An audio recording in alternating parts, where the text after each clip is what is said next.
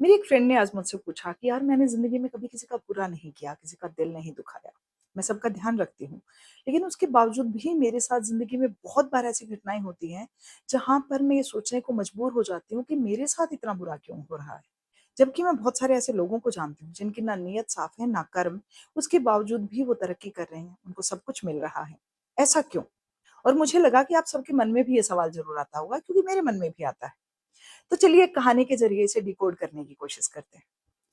होता क्या है कि एक बार 2 दोस्त होते हैं और दोनों दोस्त जो हैं एकदम अलग-अलग स्वभाव के होते हैं। एक दोस्त बहुत पूजा-पाठ करता है, गरीबों की सेवा करता है, धर्म-कर्म में भी रुचि रखता है, साथ में सामाजिक कार्य भी करता है, जबकि दूसरा दोस्त उसके बिल्कुल विपरीत, चोर, ठग, लुटेरा, इधर की उधर करने वाला और लोगों को ठग के पैसे कमाने वाला।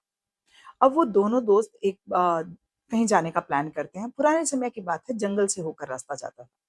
दोनों दोस्त जंगल से होकर निकल रहे होते हैं, तो सामने कुछ पड़ा होता है जिससे उनको ठोकर लगती है और वो दोनों ही दोस्त गिर जाते हैं।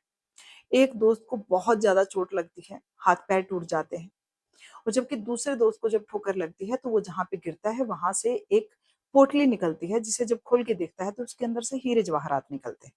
अब ये देखकर जो अच्छा लड़का था, जो अच्छा इंसान था, उसे बड़ा दुःख होता है कि और उसे ईश्वर से बड़ी शिकायत हो जाती है, जैसे अक्सर हम सबको हो जाती है, कि मेरे साथ ऐसा क्यों हुआ?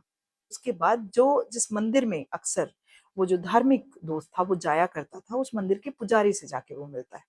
उस पुजारी से जाके यही सवाल करता है कि पुजारी जी कृपया आप बताएँ और मेरी समस्या का समाधान करें, कहीं ऐसा ना हो कि मेरा ये सवाल ईश्वर के ऊपर से मेरा विश्वास उठा दे। अब जो पुजारी था, वो ज्ञानी तो था ही, साथ में ध्यानी भी था।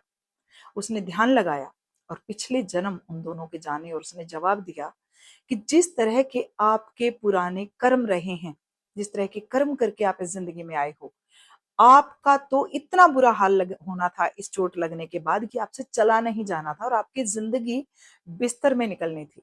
लेकिन आपको कुछ खरोंचे मात्र आई हैं।